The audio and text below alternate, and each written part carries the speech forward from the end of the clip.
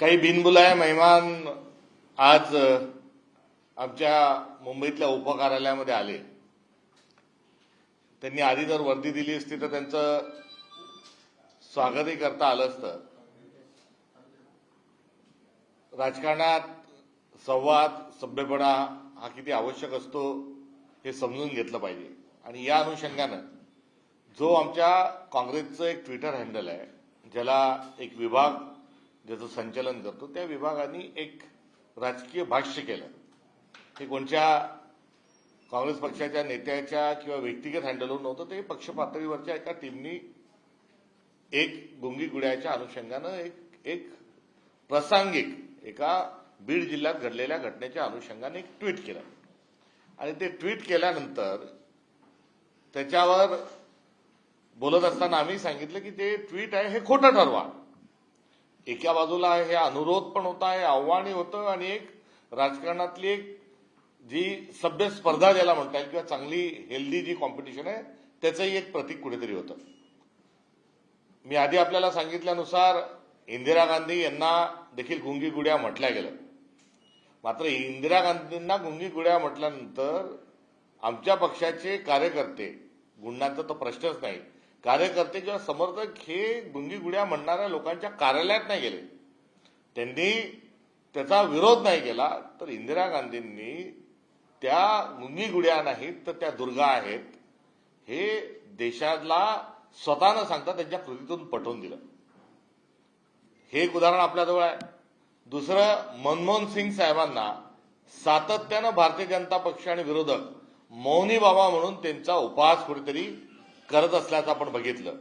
आणि मौनी बाबा या देशाच्या पंतप्रधानांना म्हटल्या गेल्यानंतर मनमोहन सिंग साहेबांनी अशी अर्थव्यवस्था उभी केली, असे एकापेक्षा एक सरस कायदे आणले की त्यांना असरदार अशा स्वरूपाचा उल्लेख हा त्यांचा होतो. आणि आज अर्थशास्त्रीय सगळ्या गोष्टींमध्ये आणि या देशाच्या उभारणीमध्ये मनमोहन सिंग साहेबांना किती त्यांचा प्रभाव आहे की त्यांच्या पंतप्रधानाच्या कारकिर्दीच्या 12 वर्षानंतर देखील आज अर्थशास्त्रीय दृष्टिकोनातून आणि वेगवेगळ्या कायद्यांच्या, मग आधार कार्ड असेल, पॅन कार्ड असेल, इलेक्ट्रॉनिकच्या क्रांतीच्या अनुषंगाने असेल, अर्थशास्त्रीय दृष्टिकोनातून असेल, त्यांचा उल्लेख हा सातत्याने केला जातो. त्यामुळे आमच्या नेत्यांना मौनी बाबा म्हटलं गेलं, आमच्या नेत्यांना गुंगी गुड्या म्हटलं गेलं. त्याचा करारा जबाब जो आहे हा आचार, विचार, व्यवहार आणि उच्चारातून काँग्रेस पक्षाने दिलाय. आणि ती असणारी आमची गरिमा आहे. आणि हीच गरिमा आणि हेच आव्हान, हे खुलं आव्हान या आमच्या पक्षाच्या वतीनं करण्यात आलेल्या या ट्विटरच्या अनुषंगानं हा अनुरोध आणि आव्हान आम्ही राष्ट्रवादी शरद पवार काँग्रेस पक्षाला आणि त्यांच्या नेत्यांना या ठिकाणी करत आहोत. यासोबत या सगळ्या विधानाच्या अनुषंगानं फार उपदेशाचे डोस हे आमच्या पक्षाला पाजले जातात आहे. त्या संदर्भात देखील मी या ठिकाणी सांगू इच्छितो की सभ्यता काय असते. आणि जेव्हा उपमुख्यमंत्री या बारामतीतून निवडणुकीला उभ्या होत्या त्यावेळेस संस्कृतीचा, सभ्यतेचा, संकेताचा भाग म्हणून काँग्रेस पक्षानं त्यावेळेस उमेदवारी आमची विड्रॉल केली. आम्ही आमचा सुनेत्रा पवारजींच्या विरोधातील अर्ज वापस करताना मला तब्बल 5 वेळेस हा त्यांचा फोन आला होता. आणि 5 वेळेस त्यांनी फोनवर ही निवडणूक अनपोज होण्याच्या अनुषंगानं, उमेदवार वापस घ्या अनुषंगानं त्यांनी विनंती केली. त्यावेळेस आमचा संवाद झाला आणि अर्थात तो आदराचाच होता, तो सभ्यतेचाच भाग होता. आणि आम्हाला सभ्यता शिकवणाऱ्यांना हे सांगायचंय की अरे बाबा, आमच्याजवळ सभ्यता आहे आणि ती सभ्यता वापरल्यामुळे त्यांच्या निवडणुकीमध्ये आम्ही आमचा अर्ज हा विड्रॉल केला. आणि तो अर्ज विड्रॉल नसता झाला तर काय होणार होतं हे आज बोलण्याची आवश्यकता नाही आणि ते सांगण्याची आवश्यकता नाही. कारण राजधर्म नावाचा एक धर्म असतो, तो कुठेतरी पाळला गेला पाहिजे. आणि त्यावेळेस दस्तूरखुद मुख्यमंत्र्यांनी देखील आम्हाला जो फोन केला होता त्याचाही संदर्भ या ठिकाणी यासाठी सांगतो की त्यांच्याबद्दल आम्हाला कुठल्याही प्रकारचा अनादर किंवा कुठल्याही त्यांच्यासंदर्भात दुसरा आशय असण्याचं कुठलंही कारण नाही. आणि त्यांच्याबद्दल आमची जी सहानुभूती आहे आणि सभ्यतेचा संकेत जो आहे तो त्यावेळेस आम्ही पाळला होता, याची आठवण या निमित्ताने या ठिकाणी करून देऊ इच्छितो. आणि दुर्दैव बघा की काल म्हणजे त्या पत्रकारांनी विचारलेल्या पत्रकार परिषदेतल्या शब्दात पत्रकारांना चुप्प बसून बसवणारी व्यक्ती यांच्यावर एक गुंड असल्याचा एक ठपका कुठेतरी लागलेला आहे. आणि आज जे आमच्या कार्यालयामध्ये जे या ठिकाणी आलेत यांनाही त्यांना गुंड जर म्हटलं तर चुकीचं ठरणार नाही. कारण यातले आलेले जे आहेत यांच्या गुंडागर्दीला कंटाळून किंवा यांची गुंडागर्दी सहन न झाल्यामुळे अजितदादांनी त्यांच्या हयातीमध्ये त्यांना पक्षातून बाहेर काढलं होतं. त्यातली एक व्यक्ती तर इतकी गुंड आहे की संभाजी ब्रिगेडचे कार्यकर्ते सुनील तटकरे साहेबांना निवेदन द्यायला गेले असताना त्या ठिकाणी त्यांच्याशी बोलत असतानाचा जो एक संदर्भ होता त्यातून बेदम मारहाण ही संभाजी ब्रिगेडच्या आणि मराठा समाजाच्या आरक्षणाच्या मुद्द्यावर गेलेल्या लोकांना मारहाण करणारी व्यक्ती आज थेट गांधी भवनापर्यंत या ठिकाणी आली. त्यामुळे गांधींवर नथुराम गोडसेंनी जे आक्रमण केलं होतं त्या नथुरामी प्रवृत्तीतून अनेक जे आमच्यावरचे आरोप आहेत, अनेक जे हल्ले आहेत, हे अनेक हल्ले झालेले आहेत. आणि आमच्या गांधी भवनातला आणि आमच्यातला जो गांधी आहे अशा सर्व जे हल्ले आहेत अशा भ्याड हल्ल्याची आम्ही तातडीत वारंवार निंदा केलेली आहे. आज देखील याची आम्ही निंदा करतो. अरेला कार्य करणं भाषा ही सर्वांनाच येते. मात्र आज ते पूर्वसूचना देऊन आले असते तर संविधान फुलं ही देऊन त्यांचा कुठेतरी स्वागत केलं गेलं असतं. आणि आलेलेही जे आहेत हे फोटो सेशनसाठी आले होते का गुंडागर्दीसाठी आले होते याच्या अनुषंगाने एक वेगळी चर्चा होऊ शकते. ते आले त्यांचं फोटो सेशन करून गेले असा हा विषय नाही, तर त्यांचा हिंसा पसरवण्याच्याच उद्देशाने ते आज या ठिकाणी आले होते हे या ठिकाणी सांगतो.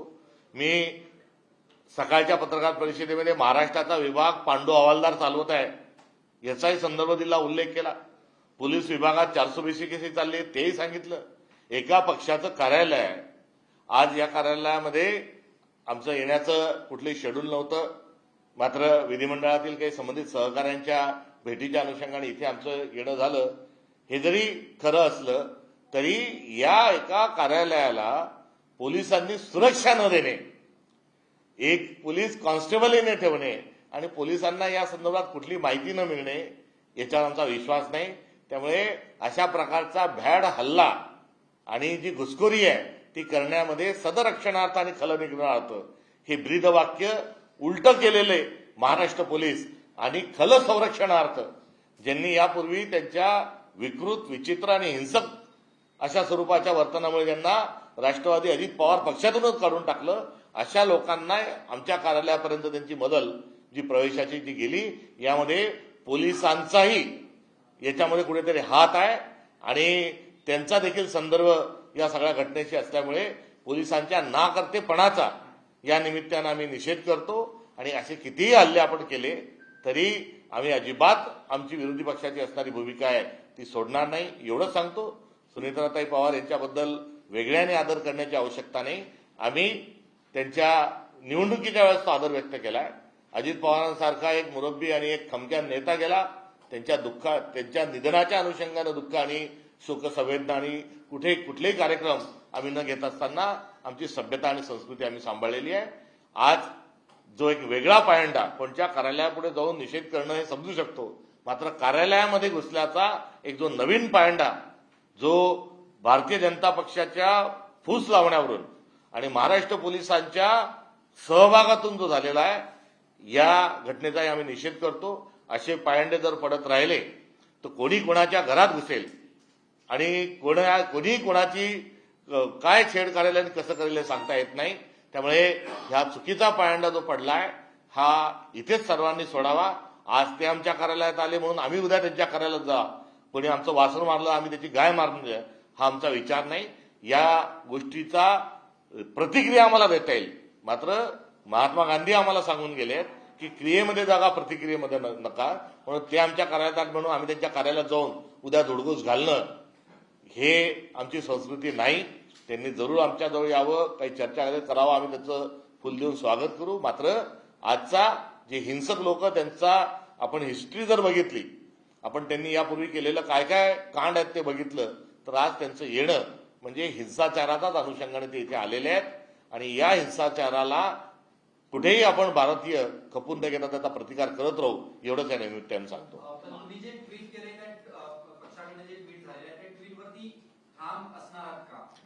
पक्षाच्या आमच्या कम्युनिकेशन डिपार्टमेंटनी एक जे ट्विट आहे ते ट्विट केलं आणि त्या ट्विटमध्ये जे आहे तो एकीकडे त्या ट्विटमध्ये घटनेचं वर्णन आहे, पत्रकारिताच्या संदर्भामध्ये त्यांचा सन्मान वाढवण्याच्या अनुषंगानं समर्थन आहे आणि प्रश्न विचारलेले आहेत त्याच्या लोकप्रतिनिधी उत्तर द्यावेत हेही त्यामध्ये आहे आणि त्यामध्ये असा कुठलाही गलिच्छ घाणेरडा अपशब्द त्यामध्ये नाही आणि राहिला मी त्याचा पुनरुच्चार करतो की आमचं ट्विट त्यांनी खोटं ठरवावं. आमचं ट्विट जे आहे त्या ट्विटला ची हवा जर काढून घ्यायची असेल तर त्यांनी अर्थ खातं जे आहे ते ताबडतोबीनं त्यांच्या अजितदादांचं अर्थ खातं होतं ते काढून फडणवीसांनी घेतलं, ते अर्थ खातं ताबडतोब त्यांनी काढून स्वतःकडे घ्यावं. त्यांनी अजितदादांचा अपघात जो झालेला आहे त्या अनुषंगानं तातडीनं जो सीबीआयची चौकशी जी आहे ती लावून घ्यावी, त्याचा निष्कर्ष काढावा या अनुषंगानं त्यांनी सांगावं. त्यासोबतच इतरही अनेक गोष्टी आहेत त्या त्यांनी कराव्या. त्यांनी तातडीनं अर्थमंत्री खातं घेतलं, त्यांनी अजितदादांच्या ऍक्सिडेंटचा जो तपास आहे तो तातडीनं लावला आणि इतर 100 गोष्टी आहेत त्या केल्या तर आम्हाला आमचं ट्विट डिलीट करता येईल. माफी मागावी अशी त्यांचा एकंदरीत मागणी आहे. महाराष्ट्रातील सर्वोच्च पद आहे, संविधानिक पद आहे, त्या पदावर महिला आहे, तिचा अपमान केला असं त्यांनी. आता या अशा गोष्टी ज्या आहेत त्यांचा अपमान त्याच्यामध्ये जो आहे तो अपमानचा कुठलाही त्याच्यामध्ये भाव नाही आणि त्यांचा सन्मान वाढवण्याकरता त्यांच्या निवडणुकीतच आम्ही माघार घेऊन आमची त्यांच्या प्रतीची असणारी सहानुभूती आणि आदर हा यापूर्वीच व्यक्त केलेला आहे. त्यांचं अभिनंदनही त्यावेळेस आम्ही केलेलं आहे. त्यामुळे अशा वेळेस अशा म्हणजे स्वतःतले आमचं दिलेलं जो आव्हान आहे त्याला राजकीय चॅलेंज म्हणून ते त्यांनी पूर्ण करावं, यामध्ये कुठेही अपमानाचा भाव नाही. आणि आम्ही या संदर्भातलं ट्विट जे आहे त्यातले जे शब्द आहे ते शब्द इंदिरा गांधींबद्दल वापरले गेले होते हे जेव्हा आम्ही सांगतो तेव्हा आमच्या सर्वोच्च नेत्यांचा दाखला आम्ही जर देत आहोत तर यामध्ये कुठे अपमानाचा भाव असण्याचा प्रश्नच येत नाही.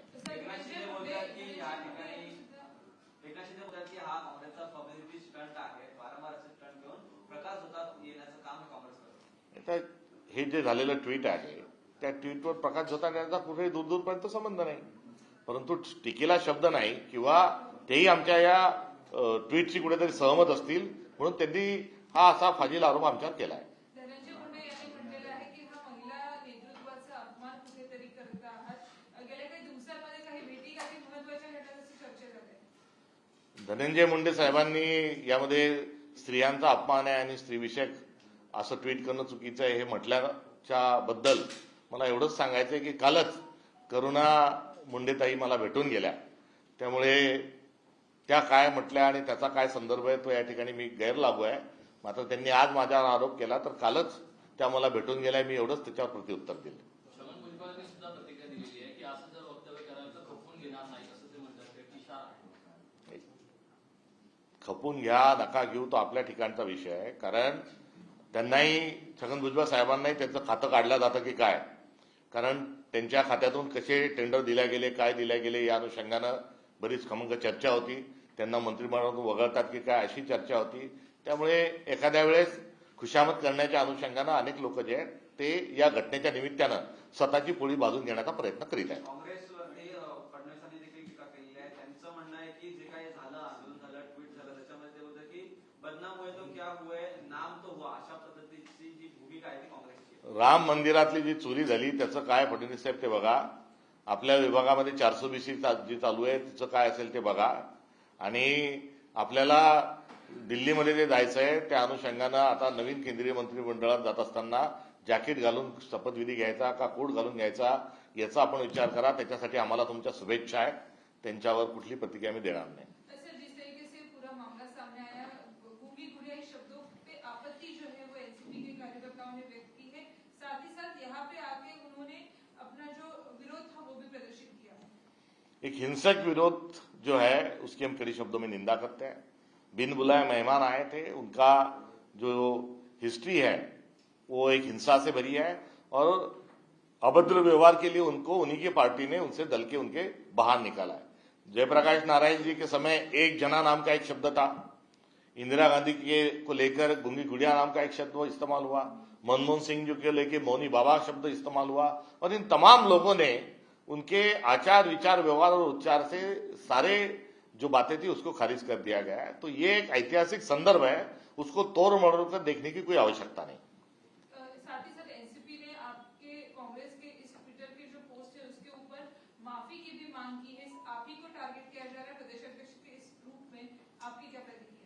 नहीं, इस पे देखिए एक ऐतिहासिक संदर्भ है और ऐतिहासिक संदर्भ के साथ यदि हमारी नेता इंदिरा गांधी जी के साथ ये शब्द का उच्चारण पहली बार हुआ था और इंदिरा जी ने समर्थता के साथ उसका जवाब दिया था। अब वही उम्मीद जो है ये एनसीपी से हम ऐसी उम्मीद करते हैं, तो ये इसको तोड़ मरोड़ के जो देखा जा रहा है ये कहीं ना कहीं राजनीतिक परिपक्वता की तरफ बढ़ने वाली बात नहीं, तो ये अपरिपक्वता की तरफ बढ़ने की बात है।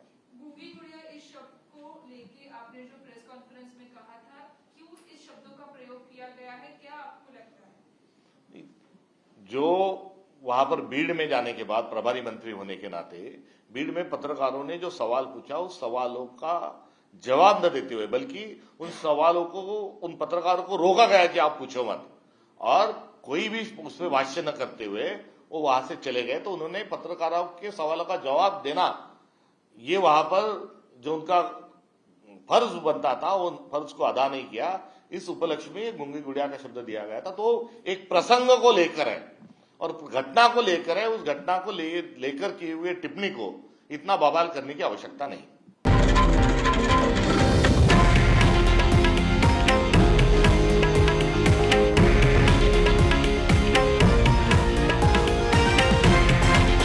हे आहे देशातील नंबर 1 न्यूज नेटवर्क आणि आपण पाहत आहात TV9 मराठी, एकमेव।